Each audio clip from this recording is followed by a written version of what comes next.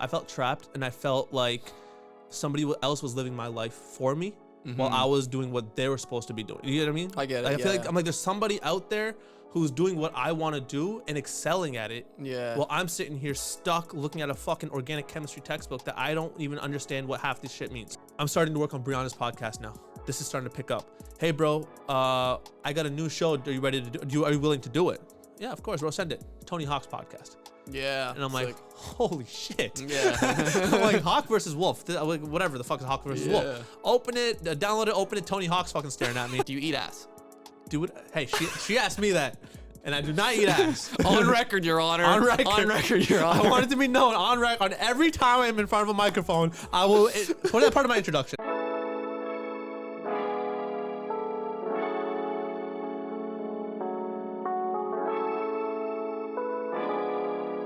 You're listening to Bored with Nelly.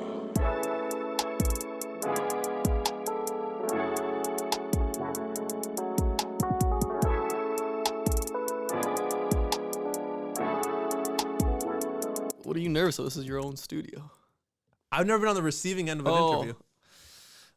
Welcome to the Bored with Nelly podcast. Thanks, in man. your own studio, Sik. How are you doing today? Good, man. I'm feeling great. I'm feeling nervous. I'm excited because I was always wanted to be interviewed. I always do the interviewing.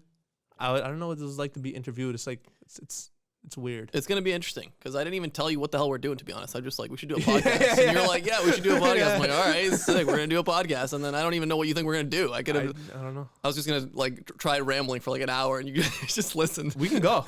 No, that's not what I wanted to do. It's hard for me, bro, to shut the fuck up. How do I introduce you? Podcast editor, host, music creator of that Dump That Boy, I believe is your hit feature. Yes. Audio engineer. Am I missing a title here? Honestly, bro, I sum it up by saying multi-content creation. Wow. I'm just a multi-content creator. That's like a new Windows term or something. Like that's the Windows 11 term or something. Yeah, I don't know. No, I'm I'm a Mac guy, bro. Okay. Well, so how did you get into all of this multimedia stuff? Oh boy. Okay. Because I want to. Okay, we know each other from high school, obviously. Yeah. After that, you went on your own route in university. I went to engineering. I want to know kind of what happened from, let's say, end of high school to where we are now. Wow, fucking journey, man. I can swear, right? Of course you can swear. Okay, it comes out. We don't have sponsors. I'm not doing that well. Okay. You think I was doing that well? Okay, so after high school, dude, honestly, man, I was in a slump, and I really didn't know where I wanted to go. I didn't know what I wanted to. I mean, I knew what I wanted to do. I just didn't know how to go about doing it. I mean, with no disrespect to anybody, obviously, like I come from a culture where this type of work is not really common. It's not really like, it's not like a traditional type of work, right? You could be an engineer, doctor, lawyer, whatever. Ever since I was young, man, I've been interested in this type of stuff. Like ever since I was a kid, man, my mom would turn the TV on before school and I would be watching TV and like me and brother would talk. He'd be wanting to be on the show. I'd be wanting to know how to create the show. Or we listen to songs. My brother would be singing and I'd be knowing how they created the music. You know what I mean? I'm more of like the how do they do that type of person. I was so interested in all that shit since the beginning. And as I got older, as I got more into high school and stuff like that, I'm like, man, I really want to do this so bad, you know? Sure. High school happened, as you know, like media arts class, all that stuff. We had our fun little moments, which I want to bring up later on too. All right. Great times. After that, man, I applied to go to Wayne State in Detroit because I co-opted in a pharmacy in grade 12. My mom's like, do you like doing it? I'm like, yeah, I can give it a try. There's no way I was going to do what I wanted to do. So I'm like, you know what? I'll just take the hit. I applied to pharmacy after high school. So many complications with the visa, bro. I didn't get accepted till October and the semester had already started. Right. So I'm like, fuck. Okay. So I went to St. Clair College. Over there, I met, do you remember Talal? Yeah, of course. Yeah, I lived in my building. Yeah. Okay. So I knew him from high school here and there, but when I went to St. Clair, he was also taking some English courses with me. And him and I got really close at the time. Oh, you were reunited with him, kind of. Kinda, yeah. I've known him since like I was a kid. Like he lived in my building. Like we played basketball like every week. Me, him, and Josh and Tyler. Oh like, shit, yeah. Like we literally like he lived in my building. Damn. Okay. Yeah. No, we met in high school. We used to hang out like every now and again, like say hi, what's up. It was like a how's it going basis. Right. But he's like, hey man, you know I rap, and I was like, shut the fuck up. I'm like, yo, I make beats, and he's like, really? So we were. It was an English writing class we had together. And so we would go to the computer lab every class, like write our shit. And while we were there, he was showing me his songs. And I was showing him some beats and shit. And it's so crazy, man. I feel like that's how like the universe works in mysterious ways, they say. And I truly, truly believe that, because like after that happened, him and we linked up. We started working on a bunch of shit. Like nothing, it wasn't like anything crazy, but like I would go to his house or he'd come over, whatever, and all that stuff. And I got accepted into Wayne State, like I said, in October. So I started in 2012. So now I'm going to and from Detroit, right? I'm going to and from Detroit every single day and commuting. And I don't mind it, but man, I found it a burden to cross every day. Not for the fact of crossing, for the fact that I don't even want to do this, bro. Yeah. You know what I'm saying? Like, I feel like, why am I paying so much money just to do something I don't even want to do? I was with some friends over there, and bro, the first year, I'm like, you know what? I finished the first year with a 3.9 GPA. You know, I sucked it up. And That's pretty good, right? 3.9 is a 4? It's close to 4. Oh, okay. No, it's out of 4. Oh, it's out of 4. I didn't know how the system worked. Okay, yeah, it's out of 4. Amazing. So I finished with 3.9 GPA, and I'm like, okay, whatever. I fucking hated this. I was miserable. But I'm like, you know what? If this, I got 2 more years of this. And then 30 more years of that. yeah. So I'm like, all right, whatever. Bro, I finished with the organic chemistry class. I finished with a 98%. Okay. And the organic part 2, they said it was a direct continuation of organic 1. Okay. This is where they fucked me. Yeah. So apparently, I didn't know. I was new to the whole university thing. Obviously, I didn't know. Throughout the Christmas break, or the winter break, when you came back for organic 2 in January, you were supposed to review 2 weeks worth of material, which I had no idea. So when I went back to the first class, I'm looking at this fucking lecture like I'm speaking a whole different language. And I'm like, what is going on, Jewish? It's gibberish, not Jewish. Oh, is it Jewish? I think it's Hebrew. I think it's Hebrew. But that wasn't even what I said. How politically correct are you on this podcast? I don't have sponsors, like I said. So for now, we can do whatever. All right, thank God. Do you want to get sponsors? Eventually. So like once that day comes, we're going to do Joe Rogan. We're going to wipe these episodes clean. Never happened. Okay. Like, you know, like the Alex Jones. Still. Oh, yeah, they're gone off the internet. We're going to remove them. So anyways, what I say, whatever you want. Okay. I'll just let a bomb off, bro. Fuck. So anyway, so then third year, this Oracle class comes around, and I'm like, what the fuck's going on? I failed that course. I don't know what was going on. I failed it. I go from a 98% to like a 36 or whatever the fuck it was. Right. I'm like, shit, okay. First semester, second year goes by. I'm into my second semester, second year. Bro, I'm in the worst fucking mental state of my life. Yeah. Depressed as fuck. Anxious as fuck. I'm losing so much weight. I can't eat. I can't sleep. I'm ready to just fucking call it quits. I got through the year. GPA now 2.7. Oh my God. Yeah. 2.7. And now 2014 rolls around, third year. Bro, this was the year for me where I was like, I don't like to get too dark and shit. Like, I'm a very happy person, but like, I was very suicidal. Really? Like, my depression got bad, bro. Because I'm like, I'm literally throwing my life away. Yeah. You felt trapped. I felt trapped, and I felt like somebody else was living my life for me while I was doing what they were supposed to be doing. You know what I mean? I get it. Like, I feel like I'm like, there's somebody out there who's doing what I want to do and excelling at it. Yeah. While I'm sitting here stuck looking at a fucking organic chemistry textbook that I don't even understand what half this shit means. Sure. Yeah. So 2014, bro, I think it was November. It was my second semester now of third year. Wow, you made it all the way that's crazy. Like, you just kind of like go through the motions and you don't realize how time passes, right? Exactly. Like, yeah. Yeah, that's crazy. But here's the kicker though, because I had failed 2 of my organic chemistry courses. I had failed a biology course. My average dropped to like a 2.7, 2.6. There's no fucking way I'm getting to pharmacy school. Right. Why am I doing this shit still? Yeah, now it's completely pointless. Like, absolutely. Yeah. Like, before it was like pointless in like a mental state or like career path, but now it's a pointless like academic you can't get into. Exactly. Yeah. Yeah. It's just like, and I'm like, what the fuck, bro? So I think it was around midterm time. So I want to say now it was October-ish, November-ish of 2014. I'm sitting at my dinner table, bro. I'm just flipping through my fucking book. I'm not even reading this shit. I'm just flipping. My mom's cooking in the kitchen. She's like, is everything okay? Right. And that's when I broke it. Like, I broke. Yeah. I'm like, no. It's not okay. I'm like, I can't do this shit anymore. I don't want to do this. I don't want to continue with it. Like, I can't, you know? And what did she say? And she looked at me. She saw how bad my health had gotten. Yeah. Bro, I kid you not. You look at, I'm skinny now. Yeah. I had dropped down to around 115, 110 pounds. Holy shit. I was not eating. Like, yeah. I would have like nothing. Like, I was in a terrible shape. Right. And so I'm like, I'm not going to school. Fuck it. And at the time I was working in a pharmacy full time or part time. Is that unpaid or paid? It was paid. Paid, okay. Yeah, I was hired on as a pharmacy assistant. Gotcha. Unreal job, bro. It was so fucking fun. Really? And that was the thing, right? It's like, yo, the job was so fun. I loved working there. The schooling had me in a fucking hole. Yeah. Right? And it's like 8 years, right? We're like, it's so long, yeah. bro. And I'm like, if I can't get through 3 years of this shit of undergrad, let alone the actual placements, residency, actual shit, I don't want to do all that. Yeah, that was the easy part, I would say. Like, Yeah, the first couple it years was. are easy, right? Then Absolutely. it gets harder. Yeah. Absolutely. So I'm like, I'm not going to school. I'm done. I'm just going to work for the rest of my life. Whatever. If I can't do what I want to do, I'm not doing nothing. I'm just going to work. I was planning on working at this fucking pharmacy forever. Right.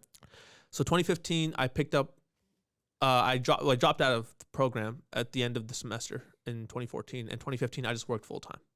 Full time. I was working, and I was happy working, but I wasn't happy in life. I wasn't happy in general. Yeah. Right. You weren't doing what you hated now. Now you were doing just like something you weren't as passionate about. Like, so it was different. It was a different kind of thing, right? For me, it was like, as long as I don't have to go to school and study that shit, I'll be fine Right. doing whatever the fuck. Right. But I'm also not doing what I want to do. Yeah. So it's like, you took the first step, it feels. Like, Yeah. that was the first step to eventually getting to where you want to be. yeah, you can say that. Yeah. Definitely makes sense. So now around September of 2015 or so, I'm like, I'm feeling a little better. I'm feeling, like I'm back on my feet a little bit. I'm starting to like get my sanity back, so to speak. Right. And then I tell my mom, like, Mom, I'm ready to go back to school. And she goes, are you going to go finish the program at Wayne State? I'm like, no. I'm like, if I go back, I'm going back for what I want to go for. And that's why in 2016, I enrolled at the University of Windsor for film production. Nice. Right. Within my first semester, bro, I was eating properly again. I was sleeping. I was working out a little bit. Yeah. I was again healthy again. My dad looks at me and he goes, you look like a new person. Right. I'm like, I feel like a new person. I was genuinely happy again. And it was so weird because I'm like, I felt like I was in my element. Yeah. You know what I'm saying? You know how they say, like, you just have this gut feeling, you just feel like something's right? Sure. That's kind of what I felt like, man. I felt like this whole like journey up until then, like me meeting with Talal, him and I, like, getting close, us working on a little bit of music here, dad branching off into other shit, me practicing, all this stuff kind of led to this moment to where I can sit in this classroom and be like, holy fuck, I feel liberated. Right. Right. Get through everything. And I was very antisocial, like very antisocial. I was like, head down, go to class, come back, go home. 2016, I think around October, November, again, end of the year, my cousin was graduating from the 4th year of the program, and he brought me onto his set. From there, I just busted my ass. I worked my ass off. I'm like, I'm the assistant. I'll do what the fuck I got to do. That helped me get connections with not just the other students in 3rd, 4th years, but the professors. Yeah. So now I'm like, okay, I'm building connections. I've already accomplished more in a fucking year of this. There's 3 of the other one. Exactly. Yeah. I'm like, okay, this feels good. I'm working. 2017 goes by, 2018 goes by, school, whatever, just regular shit, right? I'm building more connections, more and more connections. I'm getting very social at this point now. 2017, I'm a fucking complete opposite of what I was. I'm a complete extrovert, like whatever. Yeah. 2019 comes by. I'm in my 3rd year. I'm ending my 3rd year. And I go to the film festival. And there was was it 20? I think it was 2019 or 18, one of the 2 years. I did a film for a class, okay? This short film is a 2-minute piece that I had no fucking idea what the fuck I was doing with it, right? It was experimental film class. Yeah. I go to my professor, I'm like, sir, I don't know what to do. I'm an audio guy. I don't know. I'm not a creative director, whatever the fuck. He goes into his equipment storage and he hands me 2 pieces of equipment. One's like a film synchronizer and one's like a splicer. It cuts film. Mm-hmm. He's like, take these, go shoot. I'm like, shoot what? Yeah. He's like, figure it out. Yeah. I'm like, all right. So I call one of my friends. I'm like, hey, V, can you come through? I need help with this. She's like, okay. She rolls up. I'm in his studio. He's gone. I'm in a fucking empty film studio. I have 1 light, these 2 pieces of equipment, and 1 camera. And I just start taking random shots. I don't know what I'm filming. I'm just filming. I'm like, yo, turn the dial or cut this. Like, See what happens. See what happens. Yeah. I sit in the editing room and I'm like, holy shit. I think I have a story here. I think. So I just start piecing shit together. It's a 2-minute film. Mm-hmm. I play it for the class, whatever. My professor looks at me. He goes, see me after class. I'm like, oh, I'm fucked. Yeah. It's like, what the fuck did you do? Well, I'm in university, bro. What do you see me after class? What the fuck? We're going to get drinks? It's on. So I'm like, fuck. I'm like, okay. He goes, that was fucking amazing. Yeah. I was like, what? He's like, yeah, it was fucking amazing. Because he's like, the premise of the film was to do sound design. I'm like, and he's like, the sound design was okay, but the cinematography was unreal. Right. I'm like, dude, I'm not a cinematographer. He's like, well, it looked fucking great. He's like, I need you to submit it to the film festival and submit it to WIF. Is that the 48-hour one? What's the... Well, 48 is a portion of that. Subgenre of WIF. WIF Okay, is like gotcha. a huge film festival that happens in Windsor. Yeah, So gotcha. 48 is just like a sub thing of it. I gotcha. He's like, submit it to WIF. I'm like, why? It's a class project. What's it going to do? He's like, submit it. I'm like, okay, whatever. Submitted it. Goes to film festival for the university. I'm nominated for best cinematography, best editing, I think best lighting. And I was like, those aren't even my departments. Yeah. But that gave me a motivational boost to try different things, right? Right. I'm like, all right, dope. That's sick. Then it gets submitted to like the WIF festival, local shorts.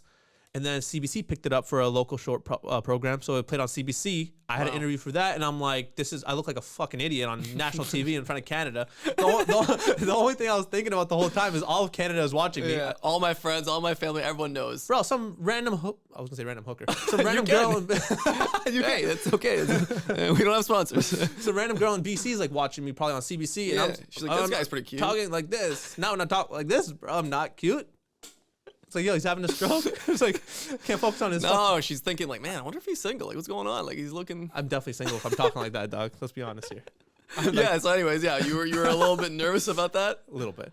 Yeah. So I was whatever. So that happened. It aired. I'm like, damn, good.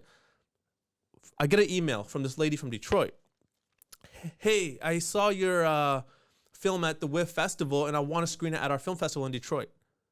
I'm like, is this a joke? Yeah.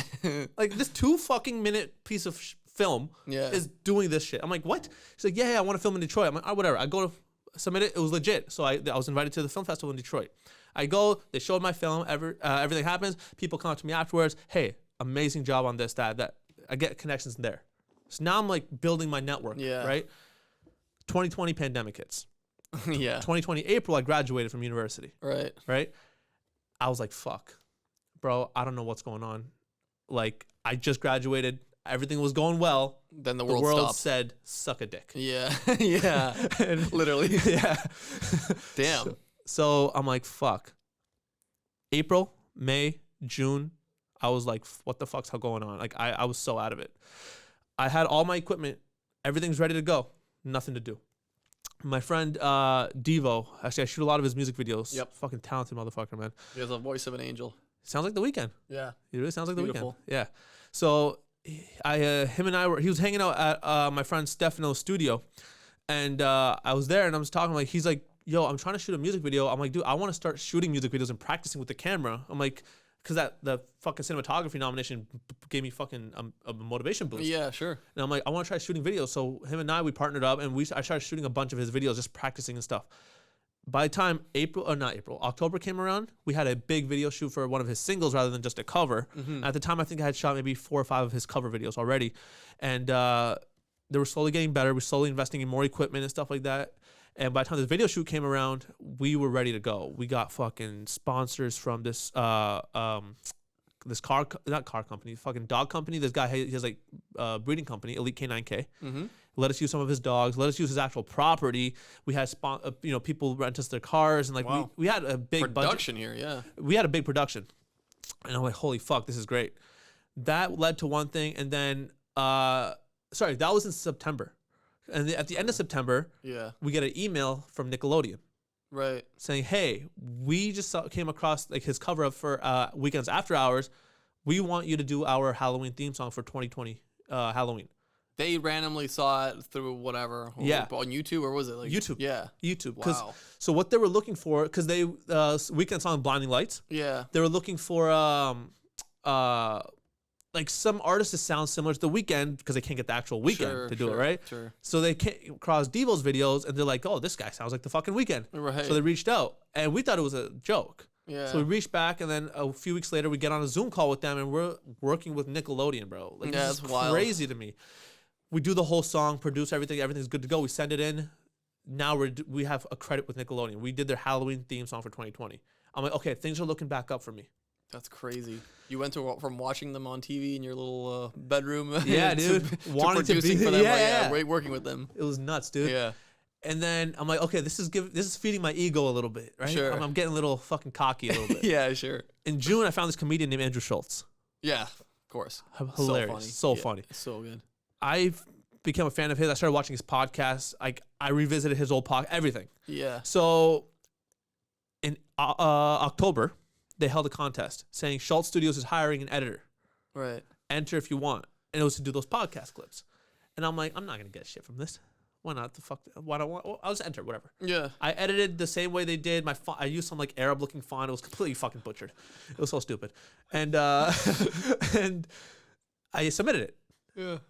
By the time the judging came around, I wake up one morning and I have like 57 different tags on my story from people I don't even fucking know. Right. And it's all like, congratulations to the top 10. I'm like, where is this list? Right. I made the top 10 out of over 1,000 submissions. That's crazy. I'm like, yeah. where is this list? And I'm messaging, yo, where'd you see this? Where'd you see this? One guy goes, yo, it's on the description of the last episode. I go check on the Schulz episode. On the podcast. On the podcast. In the description. Yeah. Whoa. I go there, I look, my name's there. I'm like, fuck that. I refresh the page.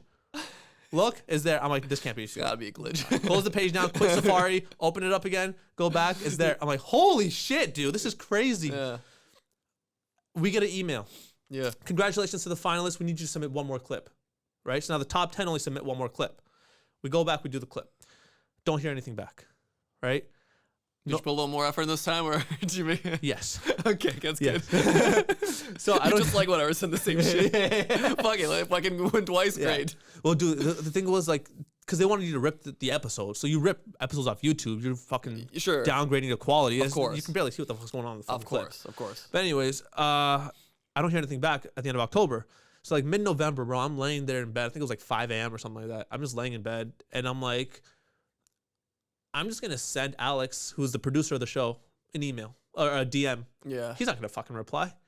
I sent him this long novel at like 5 a.m. saying, hey, bro, this is my background. This is what I graduated in. This is what I'm qualified with. This is what I do. Like a fucking novel. Right. And I'm like, and I ended it with saying, if you can just give me 10 minutes of your time, that's all I ask. I can explain my story to you better. And I went to bed. I woke up to a DM reply from him saying, hey, bro, I appreciate the grind. Unfortunately, I'm not in a place right now to hire. Andrew is. Right. And he goes, I'm like, because I wrote in there, I'm like, I'll even come down on my own dollar and work for y'all for free for a week just to prove what I can do. I just want to show you guys what I can do. That's so important. So people don't get the like value of saying like, I'm gonna do this for you don't need to pay me. Yeah. I'll take a risk. I'll pay it out of my own pocket. Absolutely. And that just shows so much commitment. It doesn't even matter if you're necessarily the best at it. No. You're the one that's willing to do that. It's like, damn, they're looking for someone that's that committed because they're on the grind. They're putting in hours, you know? Oh, yeah, dude. Yeah. But that's the thing, right? Because you don't, like, anybody can learn. Of course. But it's the dedication and the commitment you have within you, that I don't think that's teachable, to be honest with you. Yeah, that might come from a deeper place or from a like how bad do you really want it? Or something. Yeah, how something bad? else. How hungry are you for it? Yeah, carry on. What happened? Oh yeah, so and he said all that, and he's like, I wouldn't feel right having you work for free. I want like until I can put some money in your pocket, but I'll keep you posted. Check in with me every week because I got some stuff coming for the end of the year. All right. I bet every week Friday, because this conversation happened on Friday. So every Friday, hey bro, weekly check-in. Hey bro, weekly check-in. Nothing yet, man. Next week. Nothing yet next week. At the time, they were working on their Netflix special, but they hadn't announced it yet. Yes, that was amazing. Yeah. It was crazy. Right. And he goes, we're working on something big right now, but so hit me in 2 weeks because I know the next couple weeks I'm going to be packed. I'm like, all right, cool. So 1 week goes by, 2 weeks go by on the fucking dot. Hey, bro, 2 week check-in. What's going on? So your alarm clock? Yeah. Like, I was on it, bro. Right. In January, I think it was second week of January of this year, I hit him one day and he goes, all right, what's your email? I'm like, it fucking worked.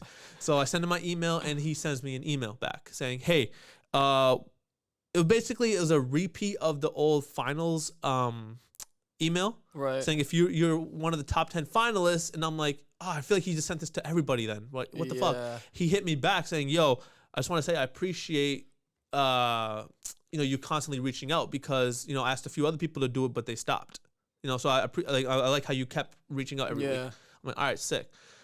February they moved to Miami, so we don't hear anything that happens. Right? They moved to Miami, and this one guy kept editing all their clips. His name was Vala Films. Great, fucking amazing, talented dude. He was also one of the top 10 finalists. Mm-hmm. Every time they would post a clip, they would tag Vala. And like me and some of the other top 10 finalists are talking. We're like, yo, are y'all getting work? Y'all getting anything? Like, no, nothing. Yeah. And Vala keeps getting clips over. So we're like, he probably won the contest. Yeah. They come back in June. I think end of May or beginning of June, they came back to New York. And I wake up to a DM from Alex. Hey, bro, do you still edit videos? I'm like, you asked me, bro? Yeah. You're asking me? I'm like, yeah. He goes, all right, bet. I'm going to send you some work. Right. I'm like, okay, I'm thinking it's going to be another one of those emails. We're going through shit. I'm like, cool. He sends me a podcast that needs to be edited. And I'm like, what the fuck? This is it's called Bible Stories with Brianda. Shout out to Brianda, bro. Yeah. She's a sweetheart, man. Yep. So she basically just sum her podcast up. She takes the Bible, she just narrates each chapter, but she does it in a very fun and engaging way. So you really learn about it throughout the episode. Interesting. Okay. So he sent me that clip, and he sends me the format for TikTok, and then to downscale it to Instagram. IG reel, whatever, right? Or no? The post. The post. Okay. Yeah. So I'm like, all right, cool. Of course, the email he sent me was a little confusing at first. I go to do it, and of course, I do it fucking backwards. He meant to say start with TikTok, downscale to IG. I started with IG, upscale to TikTok, and that threw all the proportions off. Yeah. So I send it to him, whatever, and I'm like, bro, I tried. It took me 14 hours to do this fucking clip. Yeah. I send it to him. They don't end up using it because I fucked it. Like, it was so bad, bro. And I'm like, I just blew my shot. Right. I blew my fucking shot. That was the one and only shot. Yeah. I'm like, fuck. Send it to him. No reply. Nothing, right? 3 hours later, they post a clip, but it's a whole different clip that they just quickly piece together. Whatever. Right. Next week comes by, and he goes, hey, bro, ready for another clip?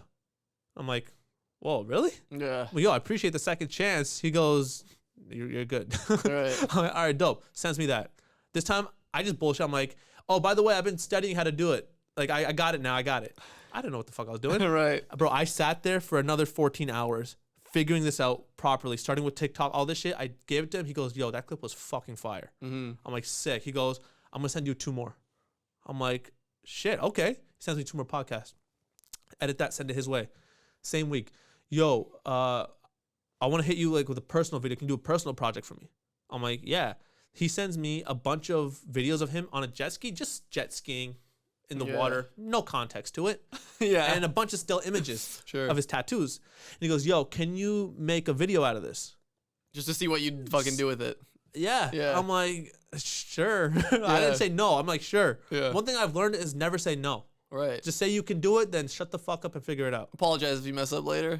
Yeah. Don't mess up. Yeah, don't mess up. You mess up. You got one mistake. Yeah. You got one mistake. Yeah. You know? And then I sent him the video. He goes, holy shit, dude, this is unreal. He posted to his page. Fucking people are loving the edit and all this and that. I don't get a tag in the video though. Yeah. Right? And I don't care about the tag.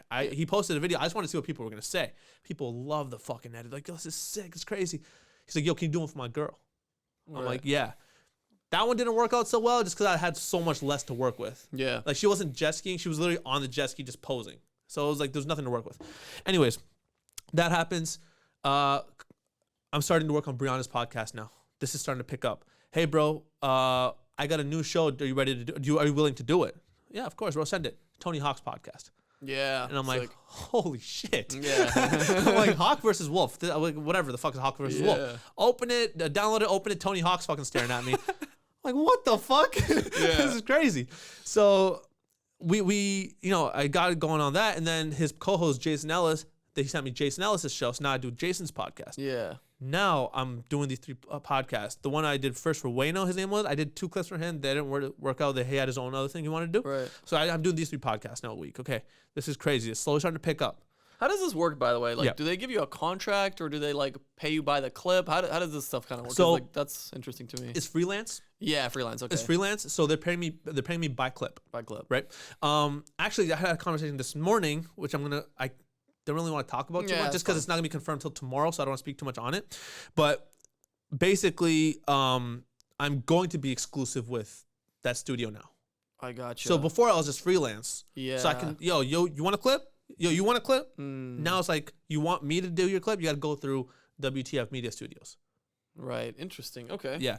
So slowly, we started picking that up, right? I had a situation that happened actually a couple weeks ago where I found out, like, I was so oblivious to the fact that some people, like Alex and somebody else, weren't really seeing eye to eye. I thought they were cool. I took on the work with that person. I get a call, yo, this is conflict of interest due to X, Y, and Z reason. Fuck, okay, so I'm going to back out. I thought it was going to be a big opportunity to branch more into the network space. However, it worked out better for me because Alex's business partner, Wheezy, who co-owns the studio with him, hit me up, says, yo, I appreciate everything you did with that situation. So I want to give you more work from my end. So she gave me 2 more podcasts to edit. Her 2 podcasts that she does. So now I have a total of 5 podcasts that I do. Jesus Christ, bro. Yeah. So I'm editing 5 clips a week. Plus I got my own podcast that I do with Karlee and that, you know, so I edit like 3 clips a week for that. So I'm total 8 clips a week I do. And you have your own podcast that you do like interviews. The interview stuff, yeah. The interview clips aren't really hard. I don't need to subtitle that. Right? Yeah, it's just sit down. Like the subtitling is what takes a lot of time, right? Like cutting a clip together is easy. Right. Typing all that shit out and animating that shit takes hours. Yeah. But that's basically how it started, man. It was me sitting in my fucking dining room table one day telling my mom I've had enough of this shit, to me working with somebody who not only am I a fan of, but like look up to, but also am like it's just someone who I'm like, this person can definitely help me learn a lot of shit. Like, you know what I mean? Like he knows his shit obviously like he can help me. I can learn from him a lot, you know? Of course. So that's kind of where my journey ends. Is now. Yeah, this is an interesting time in that respect where it's like you can, if you really put the effort in, you can just become almost anyone's editor. There's like the H3 guys. I'm pretty sure that guy started on like Twitter, just like he had a meme account of Ethan. Yeah. And he started posting meme clips of like, and then he got a job working as like the designated clip editor. I'm like, what the? This is such a strange time. Like, it's weird, man. It's so easy to like reach out to people and just kind of connect with them. I actually learned that trick from my friend, right? Because he works on reality TV. He works on Survivor. He worked on MasterChef Canada. He worked on Big Brother Canada. And I was always the type of person where I'm like, bro, they're not going to reply. What's the point? They're not going to reply. He goes, well, dude, listen. He's like, nobody ever gets a reply on every message they send or 100%. Every email they send. Yeah. He's like, but what's the worst that's going to happen is that they don't reply. That's it. Who gives a fuck? You don't lose anything. It's free. Yeah. I'm like, you're right, man.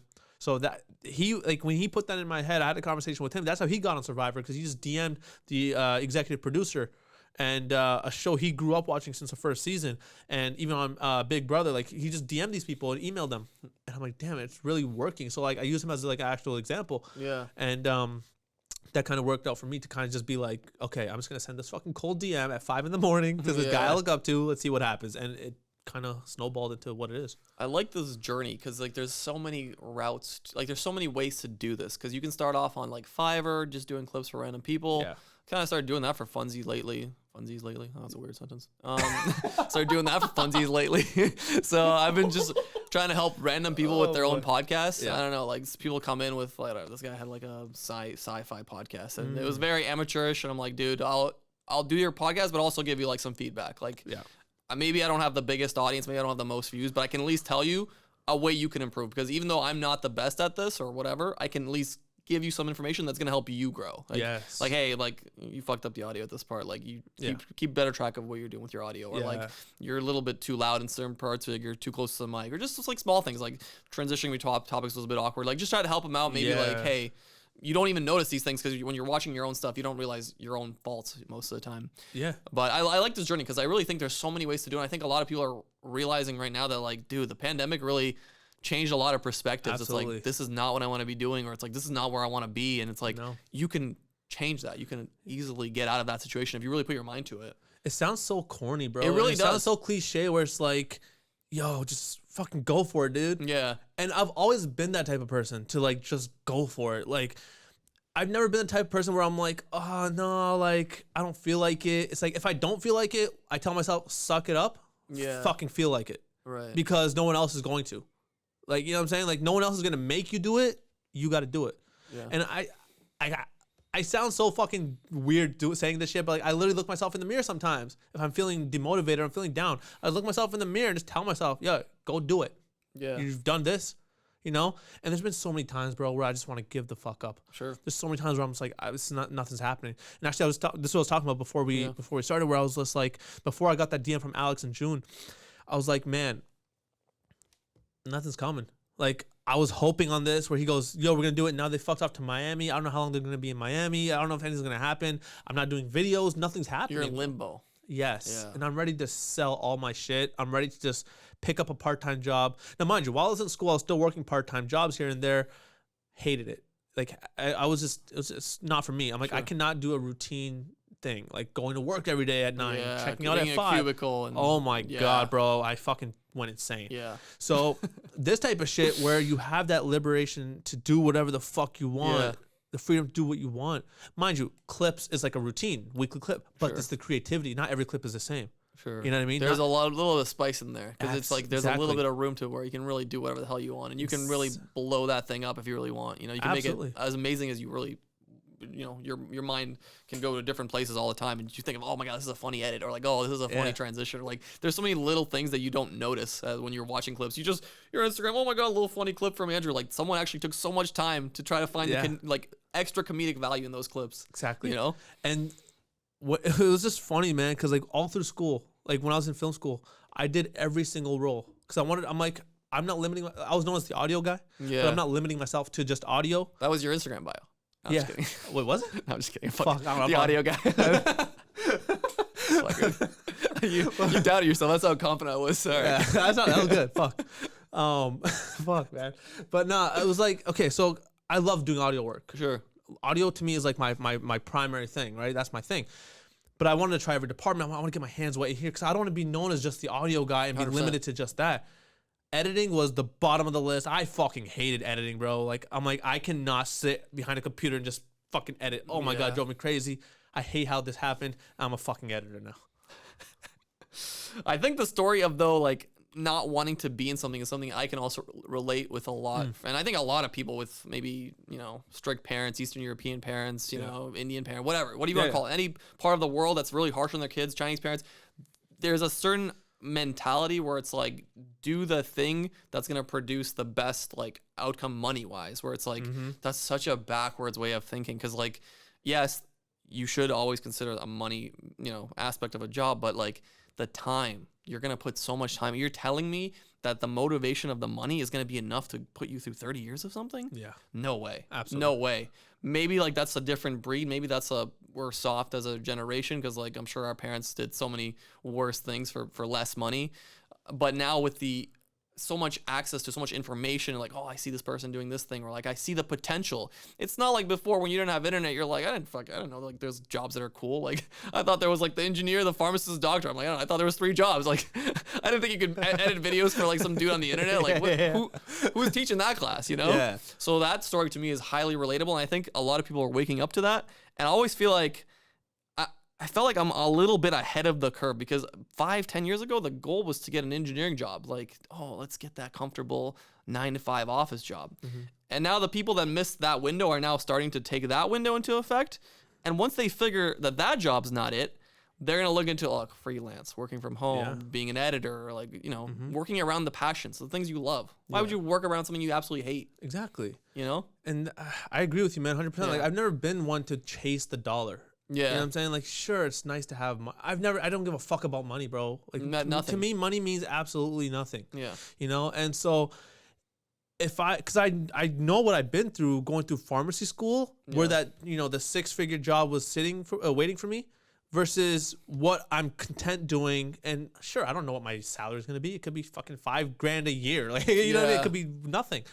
But I know what I've been through to keep myself in a mental state of where I don't give a fuck about money, for one, and 2, I know this is what I'm content doing. This is what I'm gonna do. Yeah. And now I'm at a point where nobody can tell me, because people are starting to see the success roll in. Yeah. People are starting to see, oh shit, this can be a career. This can be what's the word? A realistic job. Right. You know what I'm saying? Like, the whole term realistic job to me was always a non-existent. Yeah. Do something realistic. Do something more stable. But why isn't this realistic? Yeah. Why can't this be stable? Also, why is that stable? Like, automotive industry collapse tomorrow. Like, all the engineering jobs could be gone tomorrow. It's happened. Like, it's that mindset, right? It's that mindset that's like, oh no, you hear these things because they have an X amount of dollar figure salary. Yeah. It's like they're stable. Oh, you're gonna be great. They have benefits. They have this. But like you said, the automotive industry can crash tomorrow, bro. Yeah.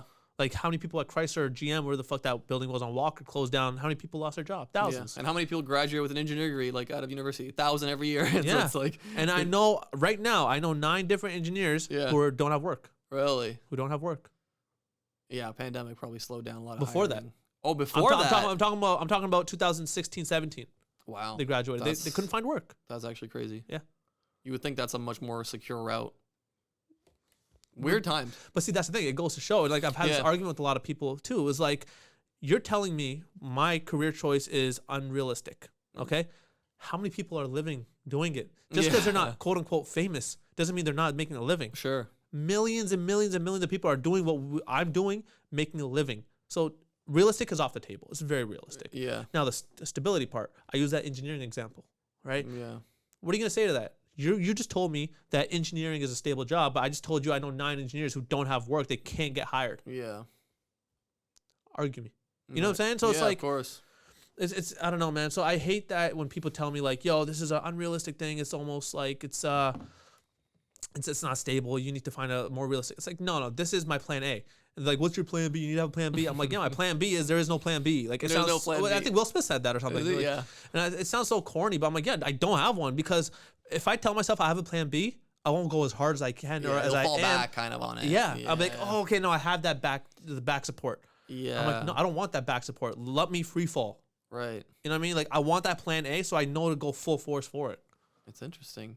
Engineering jobs in general, and then that kind of work is something I've been familiar with because I've done it for a couple years, and I kind of been bored with this. I can't remember if we talked about this or not. I've been bored with this place quite a bit. Pardon the pun there. Bored with this place. I've been bored with this place to like a painful extent where like I'm not happy in my environment. So it's like, what am I doing? What I kind of had to root cause it, almost like an engineering perspective. Like what's going on? Oh, I don't like waking up at 7 every day and going to a cubicle. Like that's probably doing a big part. It's like I don't like driving to work an hour and then driving an hour back. Oh yeah, I don't like having like a boss like every day that I have to go to meetings. I'm like, looks like a job is a pretty big significant part of my unhappiness. Yeah. So then from that point on, I quit that to pursue a master's just as an opportunity to get out of here. A master's within engineering. With engineering, yeah, because I thought like maybe like I can find a different field because here is like all mostly automotive. Yeah. So in that process, I finished like the first year or first semester online. It was for a Spanish university, so I wanted to go to Spain. Right. And then I was starting the second semester, and I just said like, maybe I should get like a part-time job. Just like, I like money. I like having a little bit of money. Like I went from engineering. I literally threw away 70, 80K American like job. Oh, you worked in stateside? Yeah, I was working in the States. Damn, I dropped that. I'm like, I can't like. I'm gonna go with Spain. Like I don't need this. I was like, it's a stupid like. Maybe you don't need you need it. Maybe you just didn't want it. Exactly. I think from the outsider, it's like, bro, you're so spoiled. Like, no, dude, no, definitely not. I don't think that at all. So to me, it was a very interesting time. And then as I'm looking for part-time jobs, I started applying on like AngelList. Have you heard of that? I've heard of it. Yes. You make a little profile, and there was a lot of like editor jobs, or like I'm looking for someone to run my social media or like my YouTube channel. And some cryptocurrency company reached out, and they're like, can you start working like next week? I was like, what are we talking about? Like, I'm a kid with an engineering degree. Like, you want me to start working like full time? They're like, oh, you can? I'm like, let me start part time. Let's just see how it goes, right? Let's see what's going on. And I was still applying for jobs. What did you have to do with this? I'm literally running their YouTube channel. I'm creating like content around like cryptocurrency, and they have like taxes around cryptocurrency. It's not the world's most interesting job. I'm not gonna say to tell you I found the perfect job. No, but it's a fantastic transition. It's entirely remote. It's like good pay. But anyways, it was I was applying for jobs that week on AngelList, and I was getting like a surprising amount of like calls.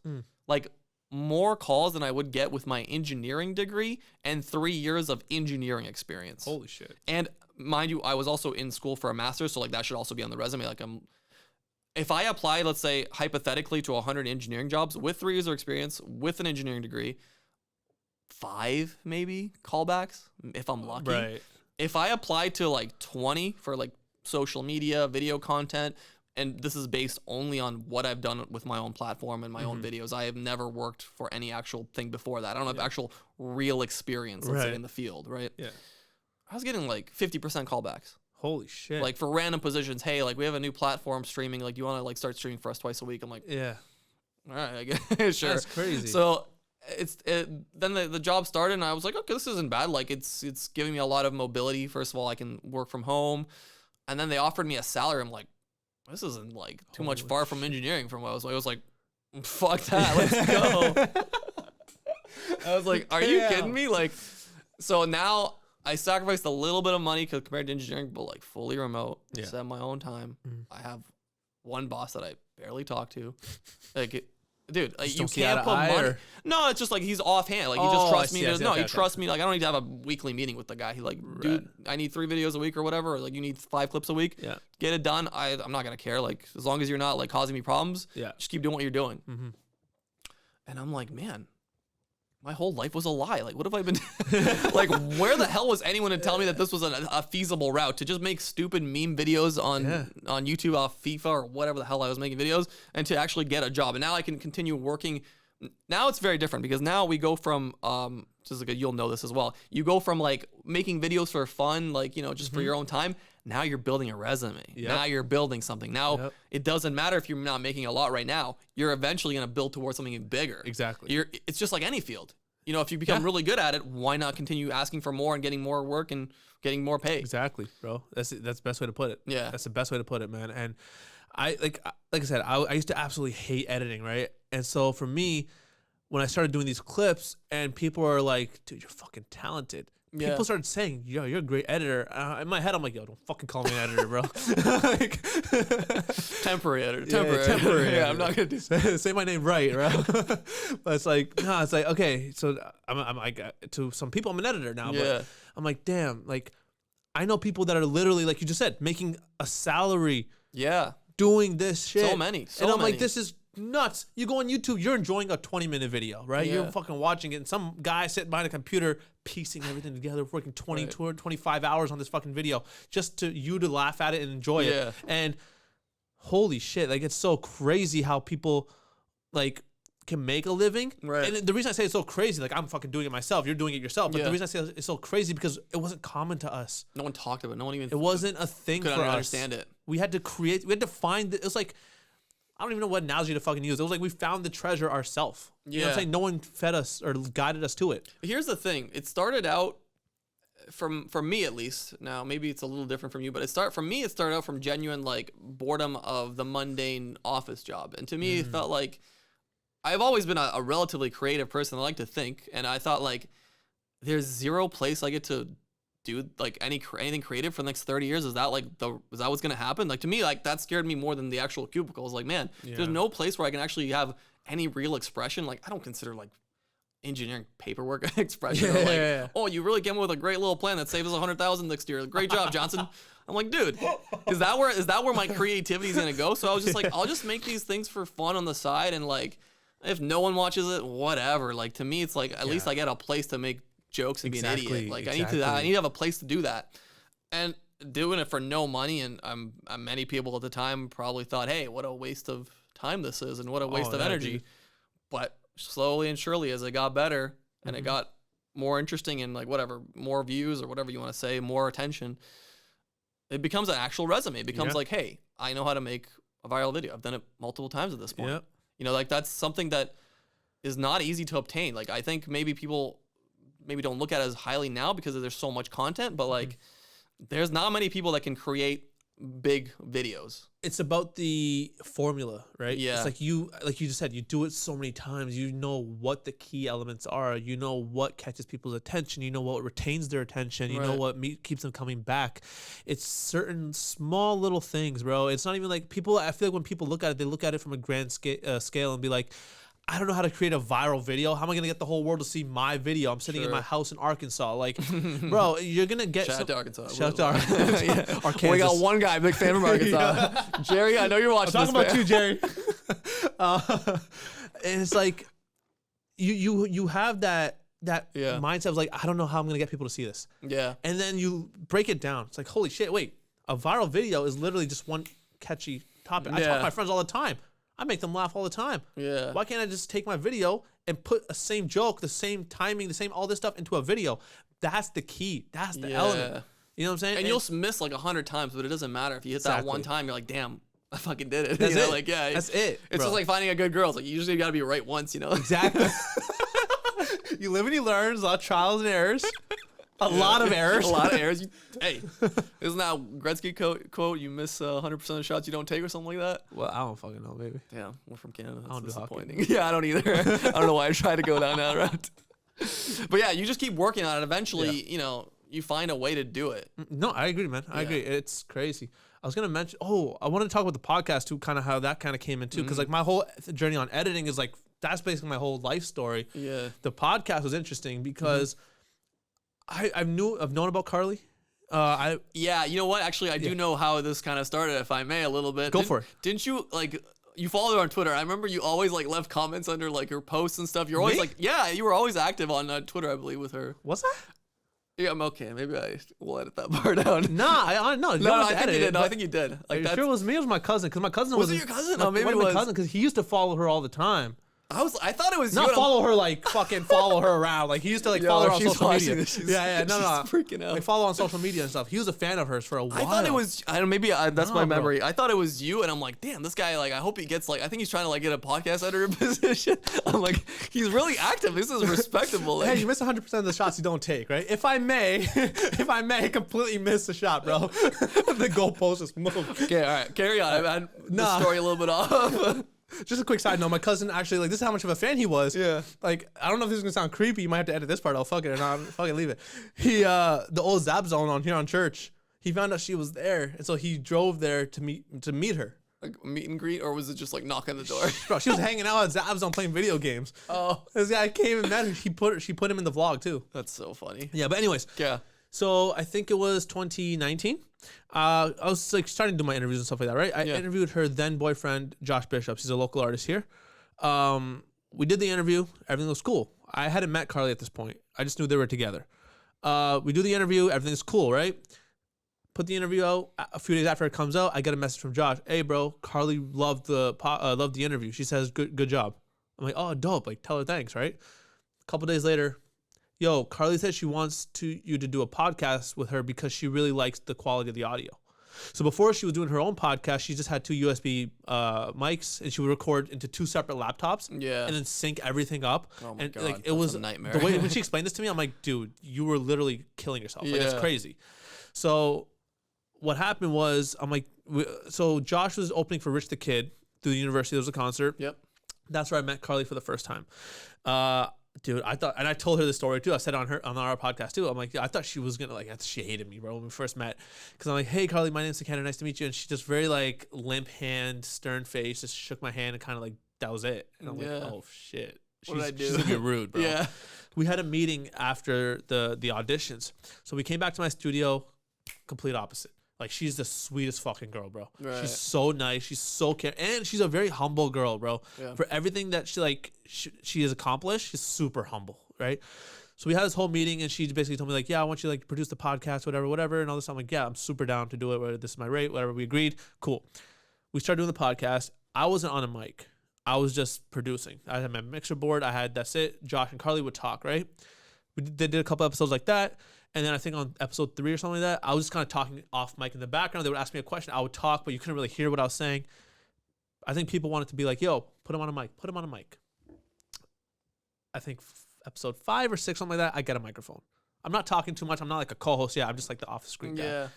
Mixing, producing, talk every now and again. I'm cracking jokes. I'm doing myself. I'm just being myself. Yeah. People love it. At this point, you're a trained veteran. You've done so many interviews and so many things. At this point, you're like natural at it, right? Yeah, that's kind of the reason I honestly started the interviews, though. Yeah. Like, let me just sidetrack real quick. That's kind of the reason I started the interviews, because I'm like, dude, I want to be able to have conversations like this, or even on camera, like, like comfortably. Sure. I don't want to be put in a position where one day, if I'm ever on TV, CBC, I fucked it up. But if I was ever on TV, like, to be in a situation and be like nervous and not know how to act, like, I just want to be comfortable speaking and publicly speaking and interviewing. Plus, I'm a very curious person naturally, so I'm like two birds, one stone, right? That CBC thing was like you're a Batman in the cave moment where you get scarred like the bats. Oh, like, you're like, yes. And you're like, I will never be this bad at an interview. Yeah, exactly. You went back and you made it your logo, like. Yeah.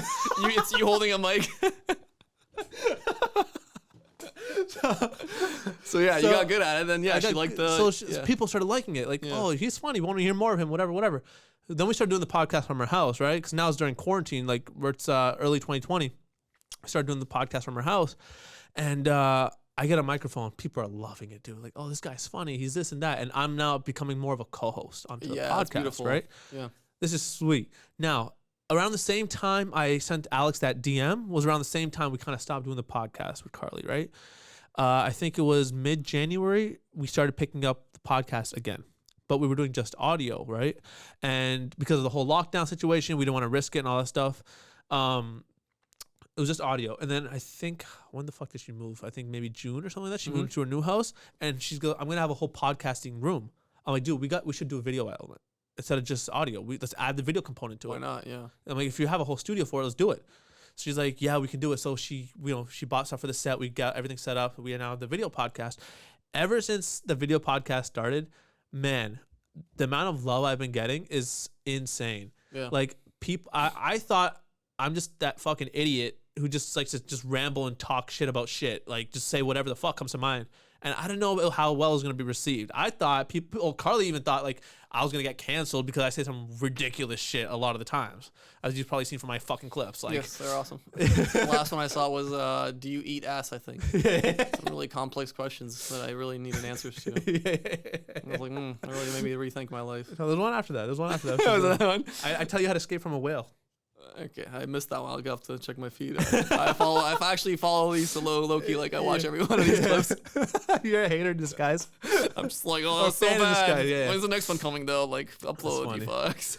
Nah, so then the amount of love I was getting from that. So now I'm not just her employee. I'm like her partner in this podcasting. Yeah. So that kind of got my journey from being like that guy just kind of producing to now I'm on camera every week. Right. You know, she's had co-hosts that cycle in and out. So me and Karlee are there every week, and people love it, man. And it's crazy. It's so nice to see people's responses to like, oh, you know, we really enjoy Sik. We really think he's funny. Because like people have been telling me, oh, you'd be great on a podcast. You'd be great on a vlog. You'd be great on, I'm like, I know I won't. Right. Because I know myself. And I guess I didn't fucking know myself. Yeah. You know, because like I just be myself and I just talk on the mic the same way I talk to my friends off camera, off mic, and say the same shit I say off camera, off mic. And people really resonate with it, man. I think it's funny because these skills that you maybe look from the outside, you're like, oh, well, podcast is so pointless. Like, or if it gets like low views or something, oh, he's totally wasting his time. It's like, well, he's also kind of crafting a skill set, which is maybe like even more valuable than the views or whatever. Like, I agree. You're going to take this skill forever. You're going to have this skill in front of a mic forever. Like, that's so invaluable. And where else are you going to pick that up? Yeah. Besides doing it your own way, exactly. Right? Well, like you said earlier, like about the views. It's not about the views. No. I don't give a fuck about the views, bro. I don't care if I get 1 view. I don't care if I get 1,000 views. That's not why I'm doing it. Yeah. It's literally what you just said, to build my skill and enhance my craft. Yeah. There's another thing that I like from a different perspective. Maybe you think of it as the same way.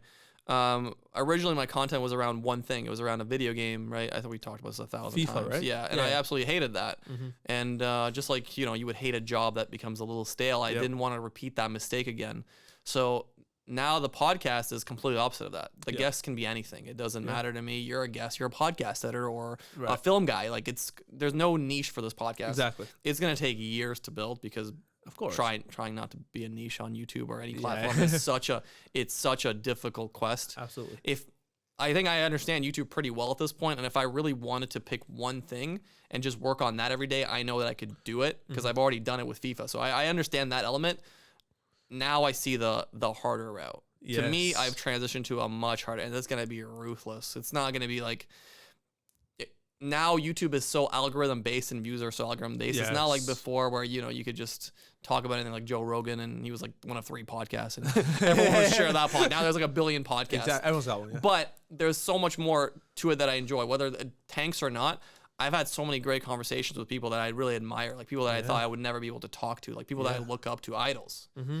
And, you know, even if no one watches and the show is a complete failure, you can't take that away. That's such a invaluable thing, you know, beyond money, beyond anything. The memories, like the relationships you build with people you talk to. And I'm sure that, like, even after you speak to them too, they're not going to be like, oh, like camera cuts off, whatever. No, I'm sure there's like a relationship like established there, like maybe a month from now, hey, can we do like a follow-up or whatever? It's like, oh yeah, let's do it. You know, the first one turned out great. Like, they understand the value of it too, even though, like you said, it doesn't get thousands of millions of views. Like, they understand the value, you understand the value, you guys both know what you just kind of earned from that, right? And I think that's worth a whole lot more, bro. Do you know the guy from Kenny vs. Spenny? Yeah. So after that podcast, at the end, first of all, I loved that show growing up as a kid. I fucking watched every episode. I went to their show they did in Windsor. Oh shit! And Spenny like smoked pubes out of a bong. It was some of the best live Fucking waiting for me to entertainment. take a sip to say that. Eh? Yeah, I was waiting. I was like, what is he? All right. Jesus And then he Christ. also did a colonoscopy on someone, not an official one, obviously. But anyways, I idolized this guy because he was so funny and it was such a good show. And after we did the podcast at the end, it wasn't much, but he's like, hey man, that was awesome. I'm like, dude, that's enough for me. Yeah. Like I'm over the moon. Like I looked up to you like growing up. I was like, I loved your show. Like for you to say that was a great episode or a great, like I enjoyed that. I was like, I can't, that's a moment I will never forget for me. And it's these little things that really like make, podcasts and talking to people so special. Oh, dude, man, I'm such a personable, like I said, in 2017, I really kind of came out of my shell and I'm like, holy shit, talking to people is fun. Yeah, like, of course. It's so, I don't just do it to, hey, how's your day? Fuck all that. I don't care So about, boring, yeah. Sure, you had a great day? Yeah. I'm really glad to hear. Yeah. Let's have a conversation. Yeah. Let's converse. Yeah. Do you eat ass? Do it. Hey, she asked me that. And I do not eat ass. On record, Your Honor. On record. On record, Your Honor. I want it to be known on record. On every time I'm in front of a microphone, I will put that part of my introduction. Actually, I'm going to cut this up so bad that it's going to look like it was your idea. You brought it up. It's going to be one of the let me most just save you the botched work. I'll say it yeah. right now. Let me just say it right now. I'll save you the work. It's my audio. It's my video. I'm cutting this shit how I want. There was another thing I want to ask you. Yeah. Interview style, because I'm always learning. You're always learning. Yeah. I want to know how you're approaching interviews, how you're going about these things. So, actually, great segue. Building off the whole, I love to converse, right? Yeah. I don't prep. None. Wow, I mean, you have the opposite, complete Really? opposite. Yeah. I see you scrolling on your phone Yeah, for no yeah, stuff. The only thing I'll prep, Yeah. and I'm not even exaggerating, is maybe maximum 3 pointers of what I want to talk about. And you just let it flow. I let it flow. That's hilarious. Because bro, like I said, No, I'm not judging. I'm no, not of saying course, yeah, no, yeah. I'm saying my thing is the reason I do it that way. I like a whole conversation. I'm not podcasting. The cameras aren't here. You're right. Mike's not here. It's just you and me. We're having a conversation. Right. That's it. Talk to me like I would talk to you if nothing was here. That's interesting. And that's my approach to it because I don't care if like you don't know how to talk. I can carry a conversation. I've learned over the past 4 years of speaking how to carry a dead conversation. I've talked to some dry motherfuckers in my life. Yeah, talk to a wall. I've talked to a fucking wall, bro, and I've had a whole conversation with the fucking brick wall out front. Like, I can carry a dry conversation. I can make it go, but it's like it's how engaging can you make the person listening, right? Like Yeah, of course. how engaged can you make the person listening is because I can speak and ramble and ask you random ass questions. If you're not interested in what I'm saying, you're not gonna give me answers. You're gonna have that dry conversation, and I can keep going. Now the dynamic just looks off. Fuck the conversation. The dynamic just looks off. Of course. You need to sit there and just actually have like a genuine conversation. That's why I don't prep questions. The one thing I do ask every person though is there something you don't want me to talk about? Oh, okay, I gotcha. Just in case. Just in Yeah, case. that's fair. Yeah, because like I'm not an asshole. Yeah, like, I'm not gonna come up like TMZ in front of you. Yeah, Like, exactly. Hey man, Like, what do you think about that last hey, situation? tell me about that case that's open right now. Like, you got a case running? yeah, didn't you kill somebody? Is that kid all right? Yeah. Like, you know what I'm saying? Like, no, before the cameras roll, Yeah, that's of one thing course. I do ask is there anything you don't want me to talk about? I think one person out of the 20 or 30 interviews I've done has said, just don't talk about X, Y, and Z. Yeah. Don't bring it up. That's fine. Everyone else like, nah, dude, everything's fair game. Yeah. And when they give me that green light, dude, it's my fucking birthday. Like, I'm feeling great. I do a similar thing, but it's not quite that. I say like, if you say something that you are not happy with, tell me, no problem, I'll edit it. So basically like, Yeah, like it's the same thing. Like, Yeah. I think I told you this too, where I'm just like, I learned to talk better because I like my shit one take. Right. I don't like to edit unless it's like absolutely necessary. I think there's 2 podcasts I have to actually edit something out. Yeah. Right. And the reason is because either, like you said, they had said something that they're like, oh shit, like I wasn't supposed to say that. Yeah. Or they said something and they're like, actually, can I change my answer? But normally I like the whole freeform, unedited, raw, uncut style podcast because to me, it's like, again, it's a conversation. Right. If I'm talking to you in real life, if I slip up and I say something wrong, I can't take that back. That's what happened. Yeah. Like, there's no going back. Yeah. You know, I can't take that back. Yeah. So that's my interview style. It's like it's just I'll get 2 general or 3 general points of what I want to speak about. Right. I might not even touch those points. There's been 4 times I think it was where I had points written. I didn't even touch those points because the conversation went completely different direction. Sure. I get what I want. The interview, you talk about what you need to talk about. We're both happy. I gotcha. That's interesting. We have literally 2 completely different. But see how it works. Yeah. It works so well. Right. And it's like you and I can sit across from each other right now and have this whole conversation, this whole discussion, and even the style. Like I'm approaching this like the way I normally do. I'm just having a conversation. Yeah. You know what I mean? And I see you scrolling, you're looking at points, you're having your style, we're having a still conversation.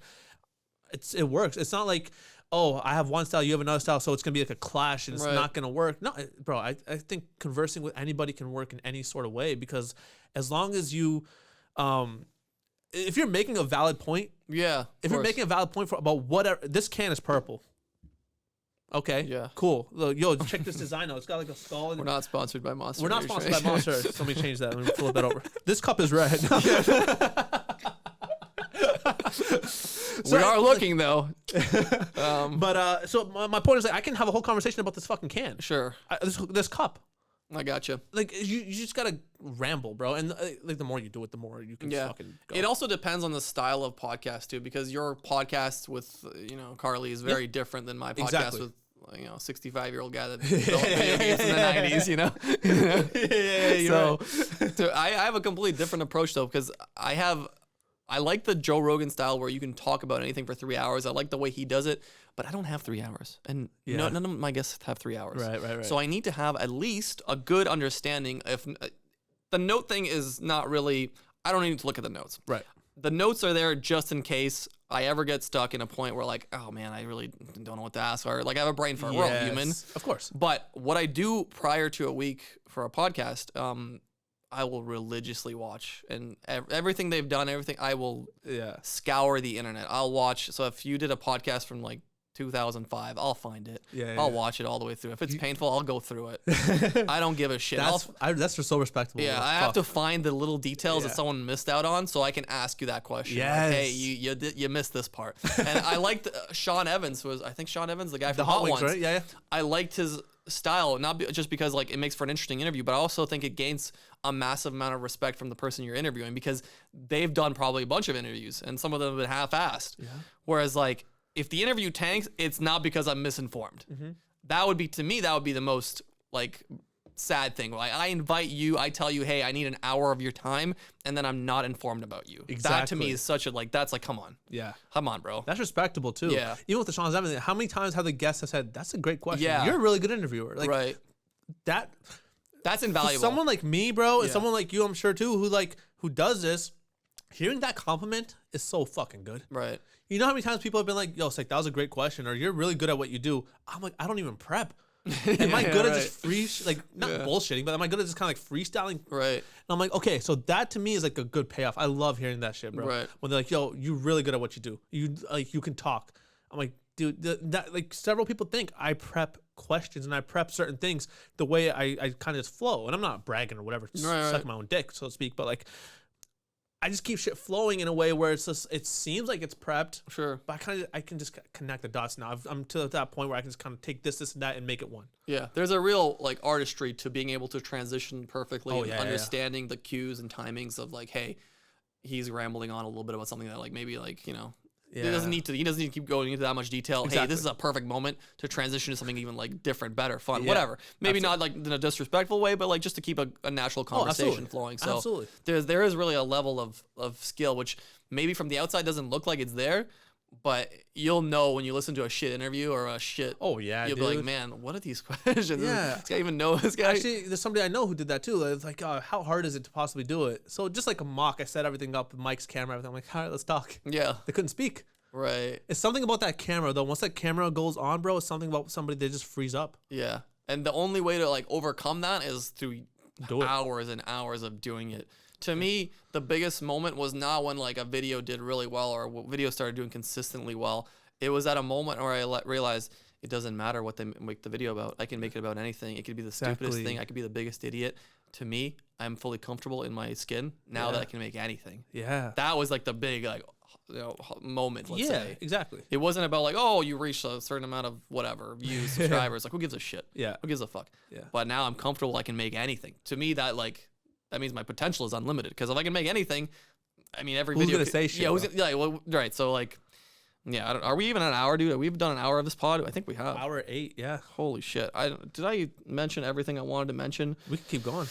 Well, yeah, I think freelance is another thing I want to talk to you about because a lot of people are trying to get into that. Yeah. I want to know what your advice is, I guess, getting into that. So actually, it's funny. I just spoke about this on a webinar too. It's the whole thing with freelance, bro, is you don't necessarily have to know what you want to do.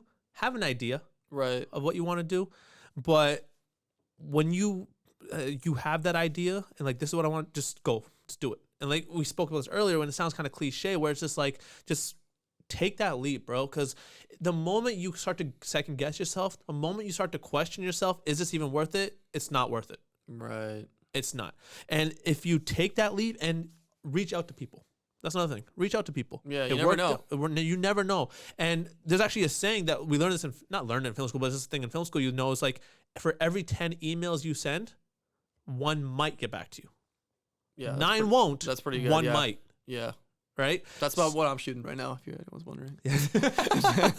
About 10 guests, I got well 1 or 2. Yeah. If it's a good week, maybe like 3, but Yeah. So it's like that's my advice. Like, reach out to people. People you look up to, is easier to reach out to them because you're a fan, and like you know their workflow, you know how they work, you know their style. They can feel it's genuine where you're coming from when you're asking them. Yeah. Exactly. Because like Oprah, for example, you're not gonna get a spot with Oprah if you have no resume. Right, of course. Look at up and coming people that do what that who are inspired or who inspire you. People that are in something like, for example, comedy, or people that are in music or whatever, anything. If you look up to them and you are interested in what they do, reach out to them to work. Hey, but also offer a service. Don't just say, hey, let me work with you. Why? Right. What can you do for me to make my content better? Yeah. And that is the reason I will bring you onto my team. Right. Offer to do it for free. That too. That's a big one. That's a big one. People want get like, oh, I'm not gonna do that. I need to get paid. Or like, I'm like, bro, why are you so entitled to think that you deserve a salary for something you're unqualified to do? Exactly. Like, Dude, that's the biggest thing, man. And actually, I think 3 years I worked for free. Yeah. 3 years, bro. That's when I was still doing my part-time job at Shoppers, whatever. Like, I did this work for free.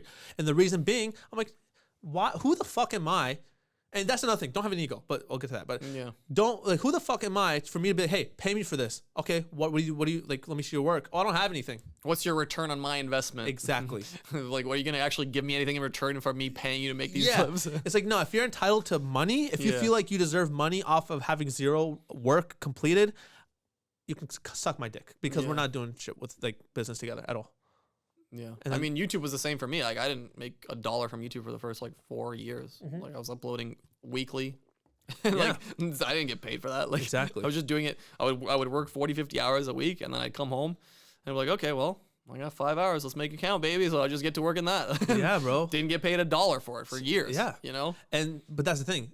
Yeah. If you didn't put those 4 or 5 years in, you would still be at point one, or square one. Square one, yeah. 0. You know, you wouldn't have. But that's what a degree is, essentially. Exactly. Actually, a degree is even worse than that, because you put in 40, 50 G's. Yeah. Like, so it's like, why do you think the money? Yeah. Like, the only difference is you think you have a secure job at the end of a degree, but like, if you put the time into anything for 4 years, there's a good chance you're gonna have a secure opportunity after that, right? Or at least have some sort of doors that open up. Yeah. You know? It doesn't matter what you're doing. 5 years of experience in something is like admirable. It's pretty good. Absolutely, dude. Yeah. Absolutely, man. And it all pays off, man. If your mindset is there, if you really truly feel like this is what I'm meant to do, and you just work your ass off for it, and you got to make those sacrifices, right? Like, I missed. Again, it sounds cliche, but I've missed birthdays. I've missed whatever, and know your priorities. Make it a priority. Say no to that night out on Friday because you had a busy week. Huge. Say no to that night out. Focus on your shit. You know what I mean? Or take that $100 that you're going to spend on that dinner, invest it into your business, into yourself, into equipment. Yeah. Small things like this really matter, but people, I feel like they look at the bigger picture rather than the small step to get there. And I always tell this, actually, this is the thing I tell people all the time: you can't reach the top of the ladder without taking the steps in between. 100%. Yeah, that's well said. And a lot of people have this excuse where they're like, oh, well, like, I don't have time, or I don't have like this. Like, bro, I saw you go on DT on Friday. Like, you got time? Yeah. You lost 5 hours DT. You stayed up till 2. Exactly. You were dead the next day. You lost 2 days essentially because of that decision. Exactly. That's 2 days you could have, put into something you really wanted to work towards. And then you're gonna go back and like, well, I don't really want to do what I'm doing. Well, it's like you put yourself in that situation. You can easily dig yourself out. Oh yeah. It's a mindset thing. I mean, when it comes down to it. Like you said, you were working 40, 50 hours, coming back and doing YouTube. Yeah.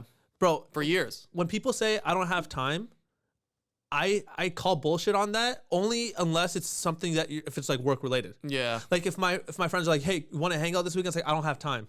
What are you doing? I'm working. Okay, cool. It's justifiable. If it was the flip around, it's like, hey, are you working? No, I don't have time to work. Like I'm going to paintballing. Right. It's like, no, fuck you. Yeah. Get to work. Yeah, right. And that's the type of people I keep around me too. Like Devo's like that. He's got that mindset where it's like work, right? Like that's why him and I, we click so well. Right. It's like we have that same mentality, and those are the type of people I want to keep in my circle. And I know, like it's that whole, people you keep around you influence your decisions or whatever the fuck the saying is. It's huge, yeah. Like, and that's why like I had to cut a lot of people out. Of course, distractions. But that journey, that ladder, the steps, is one that I just not only enjoy in a YouTube perspective, but just in a life and a general perspective. I love that journey. To me, it's like I cannot stand still and do one thing for 8 hours a day. So, and for the longest time, people told me like, you need to find that one thing. It's like, man, I don't think that's it for me. I just can't. Like I've tried that one thing for different things, and it's like that's not it. The only way I found true satisfaction, happiness, if you want to call it, is having my time divvy up every day. So like it's very routine. Wake up, I'll do an hour of Spanish, do an hour of reading, do an hour of working out, do an hour of editing, do an hour of recording. And it'll be like that because that'll keep me like sane. If I did 8 hours of any one thing, it would be a very difficult existence for me at least. Now, not everyone's like that. Maybe you find something that you're really fucking, I'd love to do this for 8 hours a day for 20, 30 years. Yeah. Awesome. That's beautiful. But like you can't use that same principle to mold everyone. I agree. It doesn't make any sense. I agree. Yeah. There's a majority though, like majority of the people, and like I would say honestly probably around 80% to 85% of people I've asked who have these traditional jobs, who have these high salary jobs, you happy with what you're doing? Not really. Not as happy as you could be, for sure. Exactly. Yeah. And if that's the majority answer, I feel like there's something wrong, bro. That's not good. Something's wrong. When the answer becomes like, well, it's not like this, or at least, or when they like, when It's, they say it's at not least, the ideal job. Yeah, it's like, well, at least it pays well. I'm like, Yeah. bro, I get it. I mean, I'm not dumb. I understand that, you need money to survive. Absolutely. But like, if that is going to keep you happy for 30, 40 years, like that's, I don't know. To me, it seems unsustainable, but I couldn't do it, bro. So Yeah. respect to them. And if that's how they choose to live their life because they have family to support, whatever, yeah. I get it, man. I get it. That was a general question for freelance. Let's talk about back to like getting into an editor position. Yeah. How do we, teach the general populace? So Because that's a really interesting one for me. like how to become an editor? How to basically? become an editor, how to become, social media So, coordinator, how, First of all, like you get an editing software. You can get iMovie for free. If you're on Windows, you get Movie Maker for free. Whatever. Everyone's got a fucking phone. It records video. He even has editing now. Even Phones has have pretty editing. good editing Yeah. tools now, yeah. You don't need to film a fucking cinematic experience to edit that. No, film outside. Go film 5 different shots. Yeah. Okay. Go back to your editor, piece them together, see how they cut together. That's how you're gonna do it. It's the whole practice thing all over again. Excuse me. That's the whole. That's kind of applies to every little detail in this work field too. Is just hands-on practice. Like when I used to TA at the university, I told all my students, I can sit here and lecture you all fucking semester. I can tell you to read 1,000 fucking books. The moment you put your hand on a camera is when you're really gonna learn. Right. The moment you put your hand on a microphone or a light or whatever is when you're really gonna learn. Yeah. And that goes for any aspect. So to be a good editor, to get into editing, take videos on your phone, put them into editing software, and start editing them together. Yeah. That's how you're really going to understand how this concept works and how this process works. Then you do what we talked about earlier. Hey, I'm really liking how this is working out. Oh, I like so-and-so's comedy. Let me even see if I can do a comedy clip for them. Oh, okay, cool. This is what I did. Hey, I made a clip for you. Like, check this out. What do you think? If they like it, like, would you be interested if we, work together to build this up together? Nothing to lose there from that. I think it'll benefit you. Yeah. It'll benefit me. Together, we can build a team. Right. Yes or no? It's not hard. If they say no, fuck it. Next person. Right. There's also an important part where you need to put your work out there to see, what other people think. Because in your own bubble, you might think you're the best or the worst in the world, but till you put it out there and get a little bit of feedback. Sometimes that can be. It's almost like hit or miss with that, though. I think it's a personally. double-edged sword. You mean? Yeah. Because the thing with that, though, is like sometimes if you put your work out for feedback, you're gonna have people who see it and they might like it. But comments are hard to get, so it's hard to get the feedback you get, right? Sure. But people also validate themselves based off of how many people liked it. They automatically assume I didn't get 100 likes. I only got 6 likes on there, so it must be fucking trash. Yeah. Now they start to doubt themselves. Yeah, right. You know what I'm saying? That's true. You need to kind of be mentally trained for what's about to come, almost. Yeah, Like, anything, bro. I sound like a fucking old head when I say this, man. It's like social media to me is so fucking stupid. I use it for work-related shit. Yeah. That's it. Like, it doesn't validate my feelings. It doesn't validate what I feel, what I say, what I think, or whatever. It doesn't validate none of that shit. If I go on a podcast right now and I say some controversial shit, if that's how I truly feel, that's how I truly feel. If social media goes, oh, you're wrong, this and that. It's like, your opinion is that I am wrong, which in turn is an opinion, just as I have one. You know what I'm saying? So that's one thing I noticed with doing Karlee's podcast too, is when you're open to a wide audience, people come always, yeah. They shut your shit down with their opinion as if their opinion is a fact. Yeah. You know what I mean? Yeah. You need to be really mentally locked in and understand what this thing is and what a machine this thing is, because it doesn't.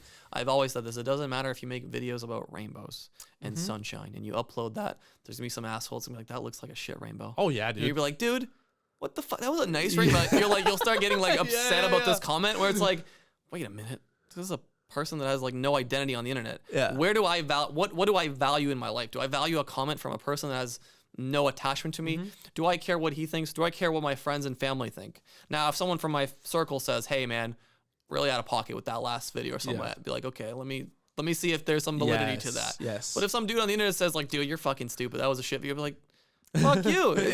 You're shit. But that takes training. It's not like, it seems obvious talking about it, but like it's mentally not obvious, because when you start doing it, you start realizing, oh, these little mental traps you fall into. I think for me, what it was when I started seeing some of those comments of like, oh, why does he, bro? One of the common comments I saw in the first few video podcasts that we did. Yeah. Yo, his hair is greasy as fuck.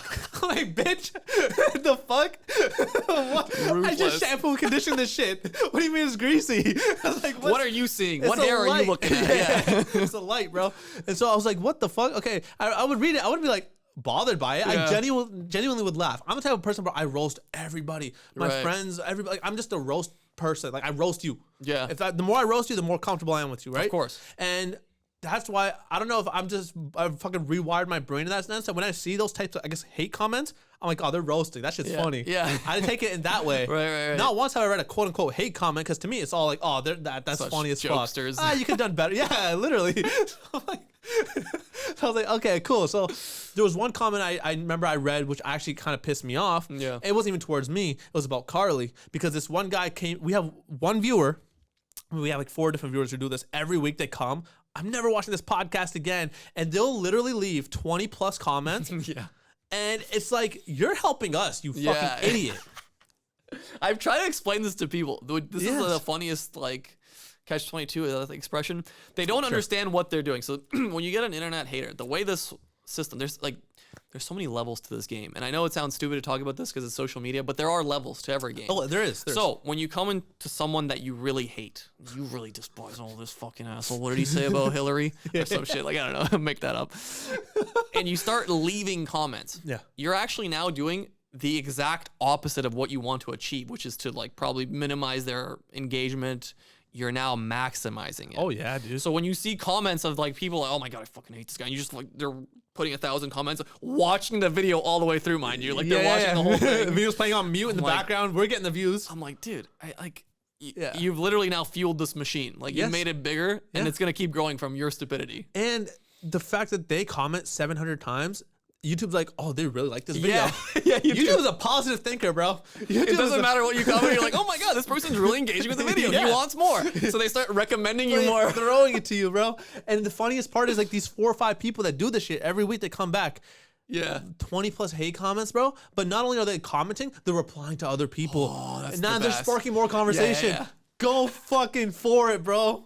You know what I'm saying? That's so great to me. I kind of wanted to make a series of videos on the levels of that aspect of social media, because I see it all the time, and I think a lot of people are oblivious to it, but I think it's like it would be a fun content. So I remember when Logan Paul was, this is super random, I remember Logan Paul was fighting Floyd, and this was so brilliant from, I don't know if it was ESPN or where the hell it was. They leave the picture, it's a picture of Floyd, picture of Logan, their stats, boxing record, Logan 0-1, Floyd 50-0, net worth 100 something, like he made this much. And then the last one, the sneakiest one of all, total followers of each. No. Yeah. And That's then fucking funny. it's so brilliant. And then you go in the comments, oh, why does like followers matter? Oh, you guys are a joke. Why are you putting I'm like, these boys have just been absolutely hooked and they don't even realize it. It's almost like a David Blaine trick. He like said, he like, here's a quarter. You go like this, one behind your ear, pull that out. He's like, oh, like this is so brilliant. To me, I don't know. I feel like it'd be a fun you're video. absolutely right. You're absolutely right. It's such a good trick, you know? And it's so subconscious too that people don't realize it. They don't realize they did that to fucking trick us. And we're the fucking idiots, not these guys who actually put that there. They obviously know. They don't give, of course, they're two boxers. Who cares about followers when they go in the ring? But like the fact that they put that at the very end, it's also not like obvious. It's not like, oh, right in your face. It's not like the only graphic. It was just subtle at the bottom. Yep. And these people, they think they're so smart. They think they're like above, like not over 9,000 IQ. We caught the mistake. Yep. You fucking, I can't believe you put IQ or followers in this fucking thing. You stupid.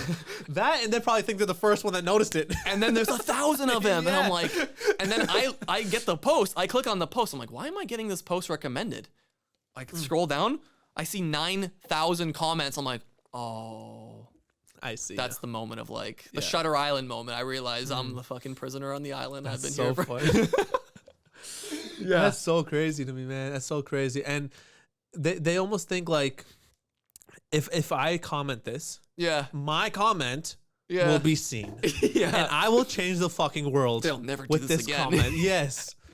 I talked about it before. It was like the Chappelle joke. Okay. Remember the one where he's talking about ISIS beheading videos? Yeah. And he's I'm on Twitter. I'm watching, friendly content, whatever. And then all of a sudden this ISIS beheading video pops up. Like, oh, dislike.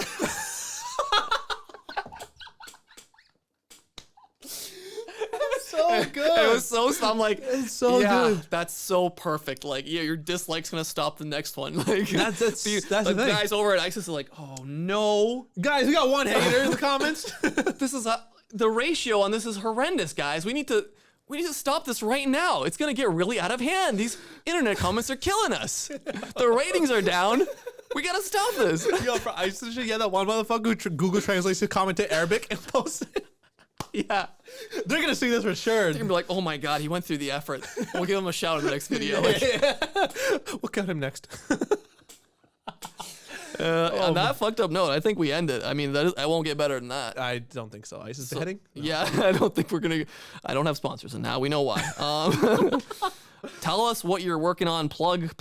This is your chance. All right, man. So I'm currently signed to a podcasting studio in New York called WTF Media Studios. So if you want any podcast clips for social media, TikTok, Instagram, Facebook, whatever you want to promote your podcast and get thousands of views, man, we got people like Tony Hawk, Andrew Schultz, Horrible Decisions, huge, Charlemagne the God with Brilliant Idiots. We do big podcasts.